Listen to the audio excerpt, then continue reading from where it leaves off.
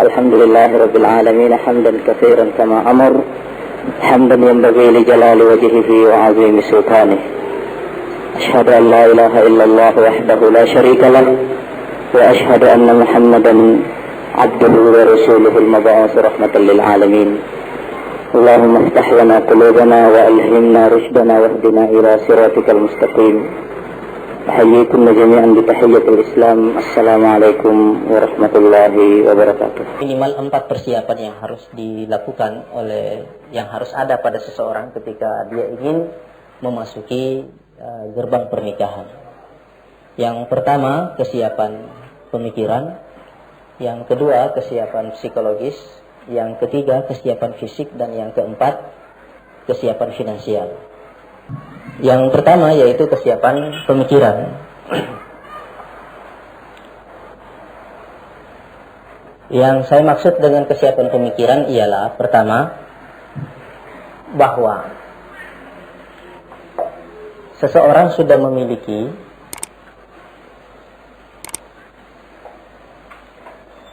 dasar-dasar pemikiran yang jelas tentang identitas ideologinya. Maksud saya adalah bahwa seorang muslim ketika dia ingin menikah, dia harus mengetahui terlebih dahulu bahwa dia adalah muslim.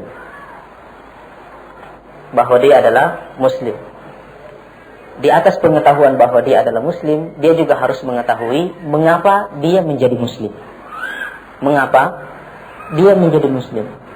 Karena di dalam hidup ini kita akan menghadapi banyak sekali alternatif.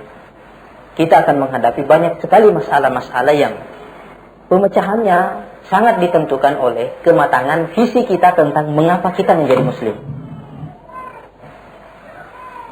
Ini visi yang pertama. Sebab selama ini ada banyak orang yang menjadi muslim hanya dengan landasan budaya atau dengan landasan emosional. Yang saya maksud dengan landasan budaya ialah karena dia dilahirkan di lingkungan muslim, dilahirkan dari 2 orang tua muslim. Secara kultural dia menjadi muslim, tetapi dia tidak memiliki dasar-dasar ilmiah mengapa dia menjadi muslim. Sehingga ketika dia dihadapkan pada pilihan-pilihan dalam kehidupan realnya, dia tidak mampu mengambil satu keputusan yang tepat karena dasar afiliasinya, dasar kebergabungannya dengan Islam itu tidak ilmiah, tetapi hanya kultural sifatnya. Sehingga komitmennya dengan Islam itu tidak kuat. Itulah sebabnya Allah Subhanahu wa taala pertama kali mengatakan kepada kita, "Iqra' bismi rabbikal ladzi khalaq."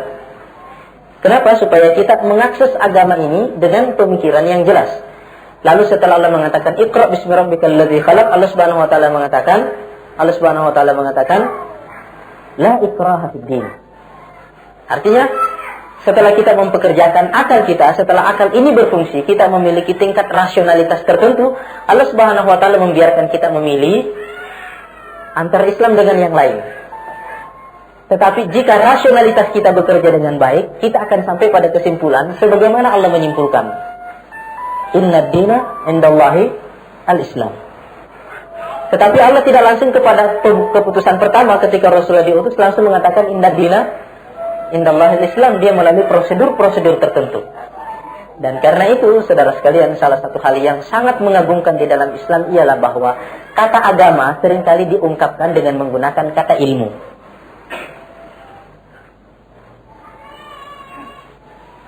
Misalnya Allah Subhanahu wa taala mengatakan melalui lisan beberapa nabinya, falamma balagha asyuddahu atainahu hukman wa ilman. Ketika dia sudah sampai pada tingkat kematangannya, kami berikan dia hukman, hikmah, wa ilman, dan ilmu yang maksudnya adalah agama. Dan karena itu Allah Subhanahu wa taala juga mengatakan bahwa orang yang paling mampu mempertahankan agamanya dengan kuat yaitu mereka yang beragama dengan dasar keilmuan. Warasikhuna fil ilmi yaquluna amanna bihi kullun min 'indi rabbina. Dan orang-orang yang dalam ilmunya itu pasti akan mengatakan kami tetap beriman di depan apa? Di depan badai syubhat. Karena ayat ini diletakkan pada pembahasan tentang ayat-ayat yang muhkamat dan ayat-ayat yang mutasyabihat. Artinya, dalam hidup ini kita akan menghadapi serangan syubhat itu. Dan yang mampu membuat seseorang bertahan di depan syubhat adalah makrifat yang baik tentang Islam. Ini satu yang pertama. Jadi, kita harus membangun afiliasi kita kepada Islam dengan dasar ilmu pengetahuan. Yang kedua, di samping beragama secara kultural, ada juga banyak orang yang landasan keislamannya terutama dibangun oleh emosi. Dia tahu bahwa dia harus berislam, dia punya komitmen yang kuat dengan Islam, bukan sekedar komitmen kultural, tapi juga punya komitmen emosi yang kuat. Tetapi karena emosi ini tidak dilandasi oleh Islam, ini yang membuat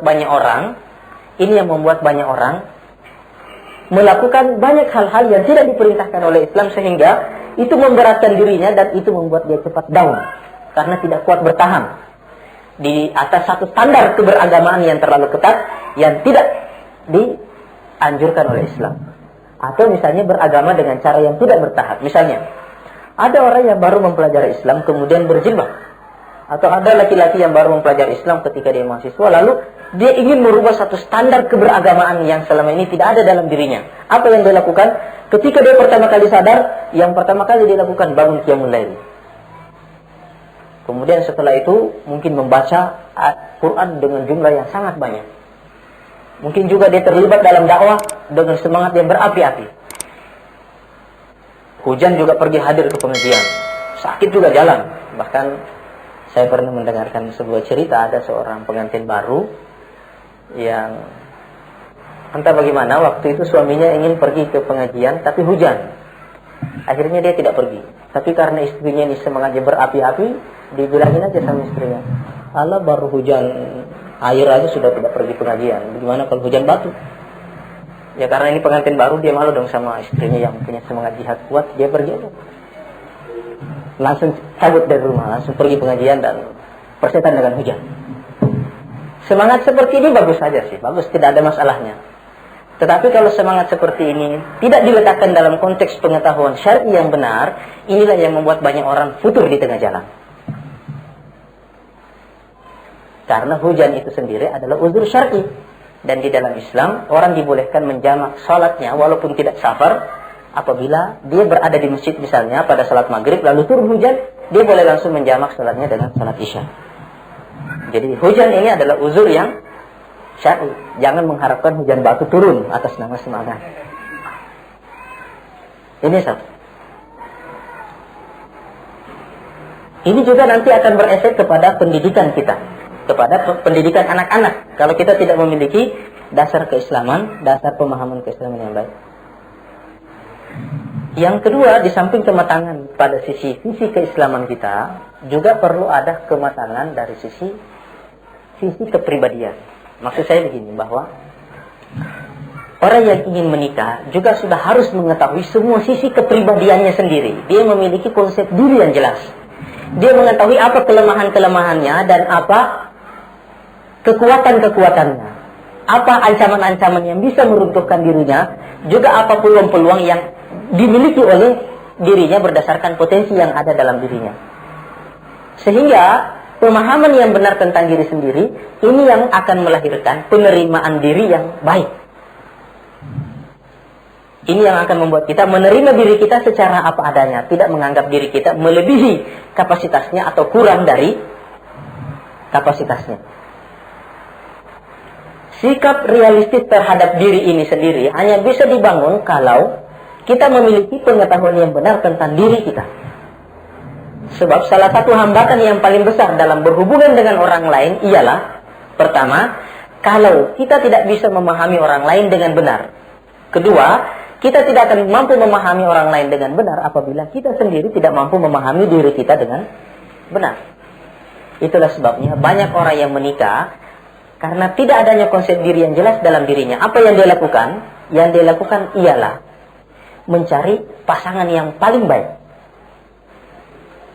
Untuk apa? Karena dia perlu menutupi kekurangannya dengan cara seperti ini. Tetapi ini justru langkah yang salah. Seorang istri, seorang wanita yang ada dalam pikirannya ketika sebelum menikah, dia menginginkan suami yang ideal.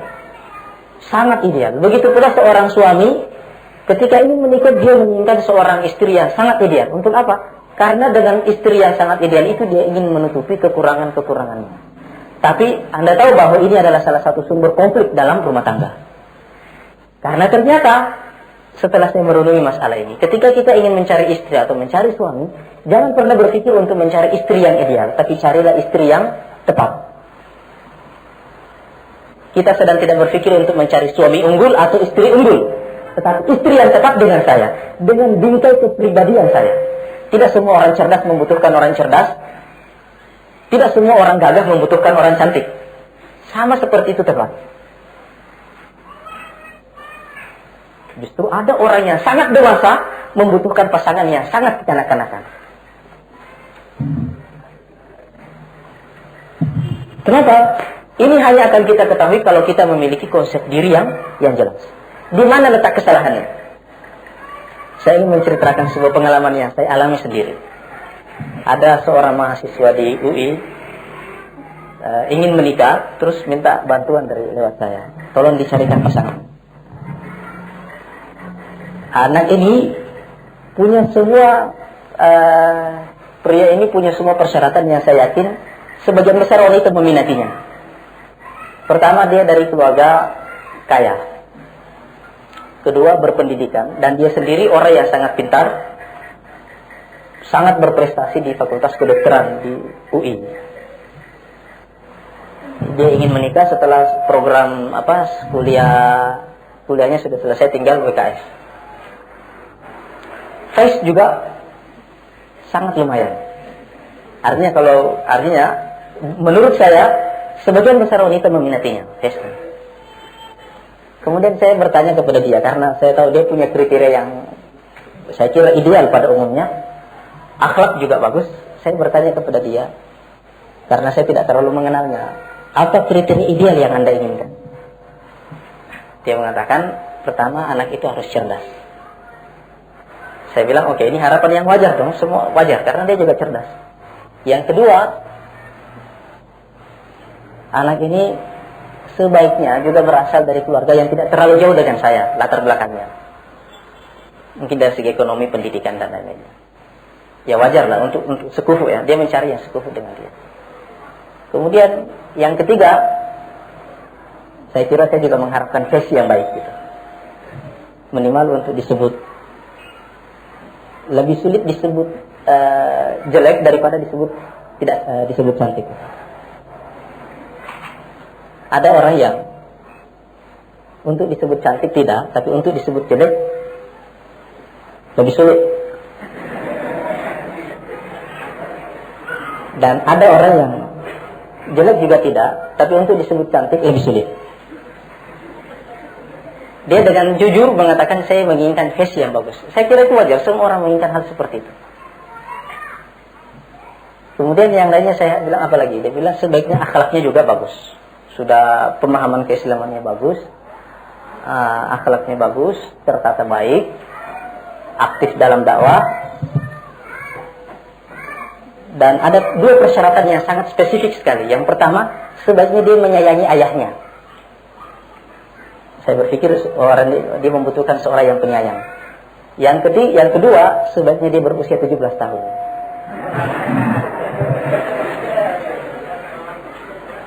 Saya mendengarkan dengan tenang karena cuma saya berdua. Saya sangat serius mendengarkan itu. Tapi setelah saya mendengarkan itu, saya mengatakan pada dia, akhi, seandainya saya mendapatkan apa yang antum minta itu, saya kira saya tidak akan memberikannya pada antum. Saya yang akan ambil duluan.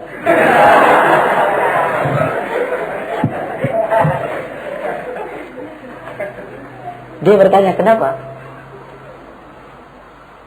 Saya bilang, antum akan mengambil seluruh waktu saya untuk mencari barang yang sangat jarang.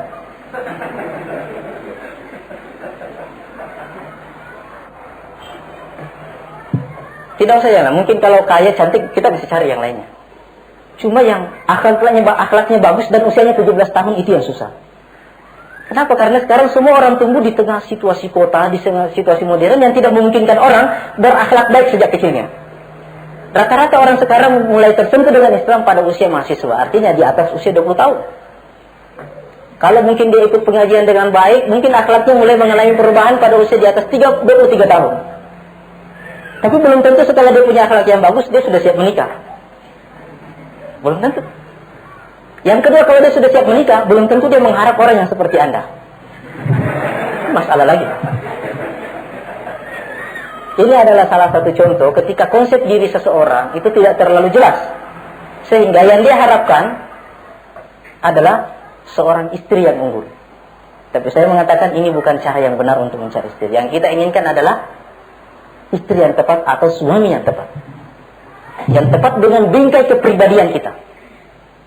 Saya ingin memberikan contoh misalnya. Umar bin Khattab adalah seseorang yang sangat dikenal gagah di luar, perkasa, tegas.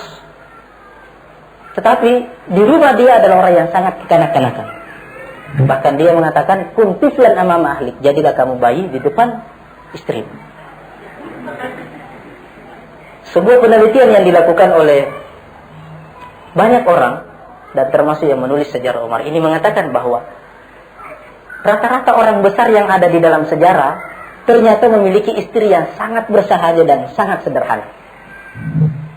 Dan rata-rata wanita hebat yang ada dalam sejarah ternyata memiliki suami yang sangat sederhana. Apa yang Anda ketahui tentang Benazir Bhutto? Saya kira terlalu banyak. Tapi apa yang Anda ketahui tentang suaminya? Saya hanya tahu bahwa dia pernah dipenjara karena kasus korupsi. Anda mungkin mengenal seorang wanita besar yang namanya Zainab Al-Ghazali. Iya kan? Tetapi apa yang Anda tahu tentang suaminya? Tapi Anda mungkin mengenal seorang laki-laki besar tentang Yusuf Qaradawi. Tapi apa yang Anda tahu tentang istrinya? Ya kan? Dan istri Rasulullah yang menonjol secara intelektual hanya Aisyah. Yang lain-lainnya itu sangat bersahaja. Sangat bersahaja. Jadi sekali lagi tidak semua orang yang hebat membutuhkan orang hebat. Dan karena itu konsep diri yang jelas ini akan melahirkan bahwa yang kita butuhkan bukan istri unggul atau suami unggul, tetapi istri yang tepat atau suami yang tepat. Mungkin dari segi kriteria, demikian juga dari segi tes. Tidak semua laki-laki yang tampan mengharapkan istri yang tampan, istri yang cantik, atau juga sebaliknya. Saya ingin memberikan contoh, misalnya pada kasus tertentu, ada seorang suami yang laki-laki misalnya yang tampan, tapi dia tumbuh dalam keluarga yang sangat tidak menghargai aspek ini dalam dirinya. Dia misalnya dilecehkan. Sehingga orang seperti ini cenderung tidak membutuhkan orang yang juga selevel dengan dia. Dia membutuhkan orang yang lebih di bawah dari dia. Untuk apa? Untuk memuaskan kebutuhannya terhadap penghargaan. Untuk memuaskan kebutuhannya terhadap penghargaan. Dengan hanya dihargai, dia akan memberikan segalanya bagi Anda. Demikian juga wanita. Ini yang masalah yang terkait dengan masalah konsep diri. Sehingga setiap orang harus mengetahui kepribadiannya dengan baik, dan kalau kita mampu menerima diri kita dengan baik, setelah menikah pada umumnya kita juga mampu menerima pasangan kita dengan baik. Hambatan yang paling susah untuk dilakukan dalam pernikahan ialah, khususnya dalam komunikasi, ialah menerima pasangan kita apa adanya, dengan kelemahannya, dengan kekuatannya. Demikian pula ketika kita sudah mempunyai anak, anak juga akan mempengaruhi kita. Kadang-kadang misalnya begini, kita seringkali memandang anak kita atau istri kita atau suami kita atau pasangan kita pada umumnya dengan harapan-harapan sosial yang ada dalam benak kita bukan sebagaimana dia adanya. Bukan sebagaimana dia adanya. Misalnya, seorang ayah yang cerdas dengan seorang pasangan yang juga cerdas, otomatis biasanya memiliki harapan sosial bahwa anaknya juga harus cerdas. Tetapi kan anak ini, faktor yang membuat anak cerdas bukan sekedar faktor genetika. Dan yang kedua, kalau itu faktor genetika, tidak semua faktor genetika yang berpengaruh itu hanya dari ayah dan ibunya. Tetapi seluruh asal-usul kita, nenek, kakek, dan lain sebagainya, itu sangat mempengaruhi faktor genetika ini. Misalnya, salah satu hadis yang disebutkan oleh Rasulullah, innal mar'ata la tajidu asbaha ikhwaniha. Kama qala sallallahu alaihi wasallam. Seorang wanita biasanya akan melahirkan anak-anak yang mirip dengan saudara laki-lakinya. Saya misalnya, itu lebih mirip dengan paman saya dibanding ayah dan ibu saya. Paman laki-laki. Kadang-kadang juga kita menemukan seorang anak yang tidak ada miripnya dengan bapak, tidak ada miripnya dengan ayah, tapi miripnya dengan kakek yang ke-10. Dan ini pernah terjadi di kalangan sahabat Rasulullah. Karena Zaid bin Haritha, budak Rasulullah ini yang kemudian dijadikan anak, angkat oleh beliau, kemudian dilarang oleh Quran. Ini hitam, tapi anaknya putih. Sehingga orang mencurigai, ini dari mana nih asal-usulnya? Dari mana asal-usulnya? Setelah diteliti dengan baik, akhirnya Rasulullah SAW, dulu orang biasanya suka meneliti anak itu dengan cara mereka memanggil ahli pakar ansab namanya, pakar masalah nasab. Kemudian anak itu ditidurkan dengan bapaknya, kemudian dilihat telapak kakinya, ditidurkan sama-sama telentang, kemudian telapak kakinya dilihat itu. Di masa jahiliyah ternyata terbukti benar ini dari keturunan Zaid. Tapi kenapa ada beda warna kulit? Akhirnya Rasulullah mengatakan innal irqa dassas. Sesungguhnya keturunan itu sangat menekan. Maksudnya sangat mempengaruhi faktor anak yang lahir dari kita. Tapi siapa yang mempengaruhi dari faktor genetika ini? Bukan cuma ayah dan ibu, tapi juga seluruh keturunan dari kedua belah pihak. Dan karena itu tidak semua suami cerdas, istri cerdas akan melahirkan anak yang cerdas. Misalnya istrinya cerdas tapi dia punya saudara laki-laki yang tidak terlalu cerdas, ikut pamannya. Jadi kalau Anda nanti melihat keluarga istri Anda, jangan terlalu melihat istri tapi lihat saudara laki-lakinya.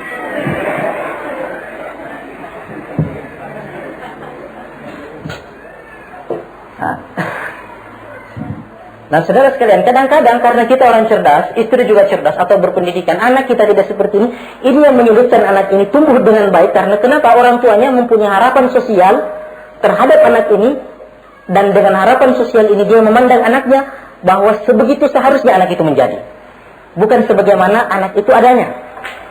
Karena alur pertumbuhan yang baik apabila kita membiarkan anak itu tumbuh apa adanya sesuai dengan konteks kemampuannya. Jangan dipaksakan dengan harapan-harapan sosial kita. Dan penulis buku Seven Habits, Stephen Covey, punya pengalaman yang menarik dengan anak ini, Mas Ale. Di pembukaan buku ini dia mengatakan bagaimana ketika dia ingin merubah anaknya, yang pertama kali yang dilakukan adalah merubah visi tentang anaknya. Jadi anaknya fisiknya kurus kerenteng dan cenderung idiot. Sehingga anak ini kalau main olahraga selalu pasti terbelakang. Akhirnya suka diejek sama teman-temannya. Untuk memberikan proteksi psikologis, dia harus menemani anak ini olahraga. Sehingga kalau dia diejek, dia memarahi seluruh teman-temannya untuk memberikan rasa percaya diri. Tapi ternyata cara ini tidak membantu anak ini, tetap saja dia begitu. Akhirnya dia merubah. Barangkali yang salah ialah harapan kita yang terlalu besar terhadap anak ini. Dia merubah bahwa kita yang harus menarik jarak dari anak ini. Jangan melindungi anak ini dan biarkan dia tumbuh apa adanya. Seperti kepribadian, potensi-potensi bawaan yang sudah diberikan Allah pada dia. Dan ternyata setelah dibiarkan anak ini tumbuh dengan baik, dia justru berprestasi dengan baik. Tidak lagi dilindungi, malah fisiknya jadi baik. Dan setelah itu beberapa waktu kemudian dia datang dengan laporan transkrip nilai yang seluruhnya A. Dari orang yang sebenarnya. Dan beberapa waktu kemudian dia juga memberikan informasi bahwa dia juga sudah menjadi salah satu pimpinan di organisasi kemahasiswaan. Sehingga jadi visilah yang membuat kita pertama kali mampu menerima orang lain apa adanya. Demikian pula dengan pasangan kita. Ada banyak orang yang gagal membangun komunikasi dengan istrinya karena dia memandang istrinya atau suaminya seperti yang dia inginkan, bukan sebagaimana istrinya atau suaminya adanya. Harapan yang terlalu banyak inilah yang membuat kita seringkali kecewa dengan istri atau kecewa dengan suami karena visi dari awal yang tidak jelas. Kemudian yang ketiga, ini mengenai masalah visi pekerjaan. Tapi saya kira ini akan kita bahas dalam masalah finansial nanti.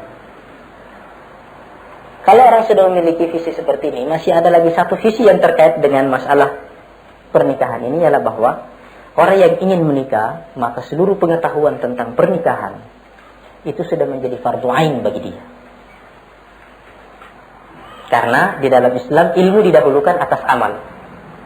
Karena itu Imam Bukhari dalam Sahih Bukhari ketika menulis bab tentang ilmu ini dengan amal, beliau mengatakan babul ilmi qoblal amali qoblal qawli wal amal. Bab ilmu sebelum perkataan dan perbuatan. Di dalam Islam Ilmu didahulukan, bukan hanya atas ilmu, tetapi juga atas iman.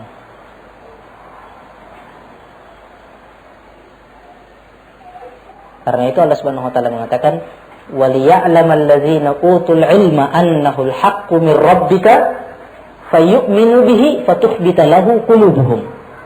Dan agar orang yang sudah diberikan ilmu mengetahui bahwa ini adalah kebenaran dari Tuhanmu, lalu mereka beriman, lalu mereka menjadi khusyuk dan tunduk kepada Allah.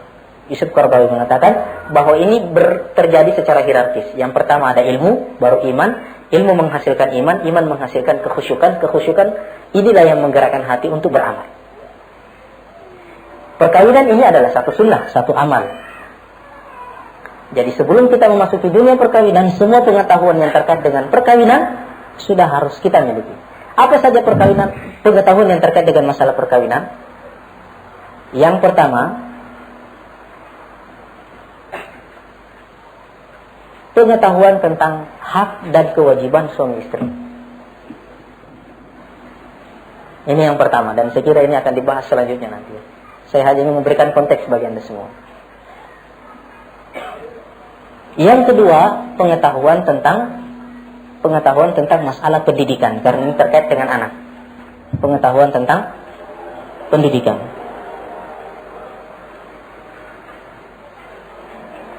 Saya kira terkait dengan masalah pendidikan, pengetahuan tentang hak dan kewajiban suami istri ini, berarti ini juga Anda harus mengetahui sejumlah pengetahuan tentang masalah-masalah kesehatan, masalah-masalah kesehatan pada umumnya, dan juga masalah-masalah seksual secara umum. Artinya jangan sampai Anda masuk dalam dunia perkawinan dan pengetahuan Anda tentang masalah seksual kosong sama sekali. Karena khususnya pada awal-awal pernikahan, Anda tidak dituntut untuk terlalu pintar, tapi juga kalau sampai Anda terlalu bodoh, masa itu akan terlewati dengan cara yang tidak enak untuk dikenang.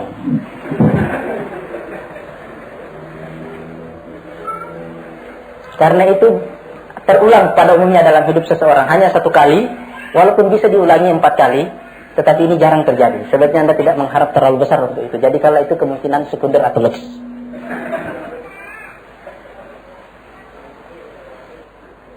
Dan karena itu kita juga melihat bahwa di dalam Islam ada banyak pendidikan masalah seksual yang diberikan oleh Rasulullah SAW dan juga di dalam Quran sebagainya. Bahkan ada beberapa ayat yang turun yang terkait dengan peristiwa-peristiwa hubungan seksual di dalam Islam. Saya kira Anda juga perlu mempelajarinya sebelum, dan ini tidak berarti bahwa ini sesuatu yang tabu, walaupun saya juga tidak senang dengan cara pendidikan yang vulgar. Kemudian yang terkait dengan masalah kesehatan, karena ini terkait nanti dengan masalah anak-anak juga. Anda harus memiliki pengetahuan tentang masalah kesehatan, khususnya kesehatan, prinsip-prinsip awal tentang kesehatan. Karena ini akan sangat membantu Anda untuk tidak terlalu sering berhubungan dengan dokter misalnya. Dan saya kira ini secara finansial juga berguna. Secara finansial juga karena ada banyak orang yang tidak tahu masalah kesehatan, akhirnya banyak menciptakan musibah di dalam keluarga. Salah satu cerita yang pernah saya dengarkan, saya tidak tahu apakah cerita ini benar atau tidak. Seorang istri yang sangat mencintai suaminya, suatu waktu suaminya ini dioperasi. Seperti Anda tahu kalau orang dioperasi, habis sebelum dioperasikan tidak boleh, ada beberapa jam tertentu tidak boleh makan dan tidak boleh minum. Kemudian setelah operasi juga tidak boleh minum sampai ada isyarat fisik ya.